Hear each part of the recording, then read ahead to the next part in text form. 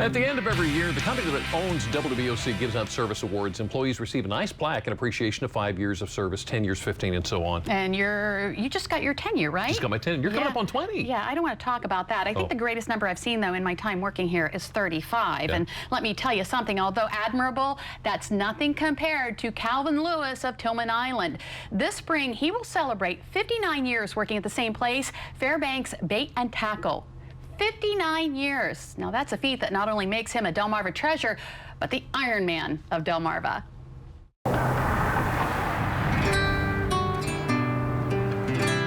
It's the first place you see when you cross the Knapp's Narrows Bridge into Tillman Island. It's also the first place Calvin Lewis, or Calhoun to his customers, started working when he was 17 years old. I came here in the store a lot. A buddy of mine used to work here a little bit in the summer, and that's how I became to get the job. That was back in 1957.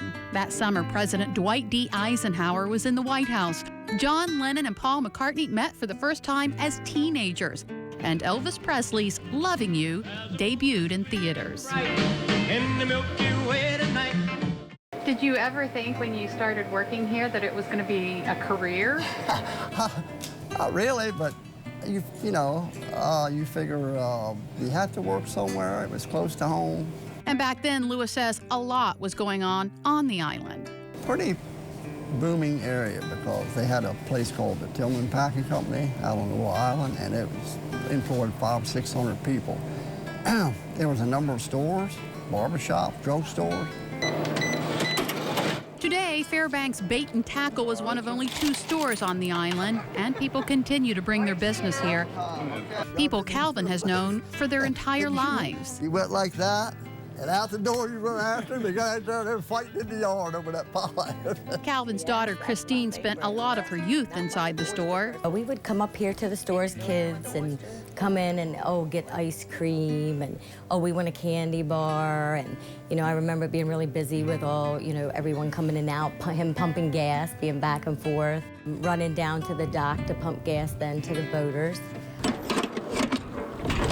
Calvin also did a lot more than stock shelves and run the register. He helped the owner of the store make fishing tackle. And we poured lead sinkers.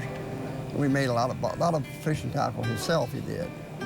And I helped him a lot do that, pour the lead, trim them up, and it was pretty neat to do. Calvin says the fear of the lead they were exposed to put an end to manufacturing the tackle on site. So now we just buy what we need. And we sell quite a bit of tackle in the summertime. A lot of tourists come down fishing. Calvin also likes to fish, so he's more than willing to dispense his knowledge to anyone who asks for advice. I give him the best advice I could give him. With nearly 60 years working in one place, you would think Calvin is thinking about retirement. You think about it, but on the other hand, I'm not one to sit home and just not. I think it's best to keep working. As long as you feel good and my mind's clear, I'll figure I'll just keep working. He likes to be very busy, so I don't think so. Not for a long time, probably. And it's probably safe to say those who make Fairbanks Bait and Tackle a daily stop would agree. Now, Calvin is also a musician. When he was younger, he was hoping he would make a career out of it, but that never happened. His daughter says you might catch him playing at local events around the island.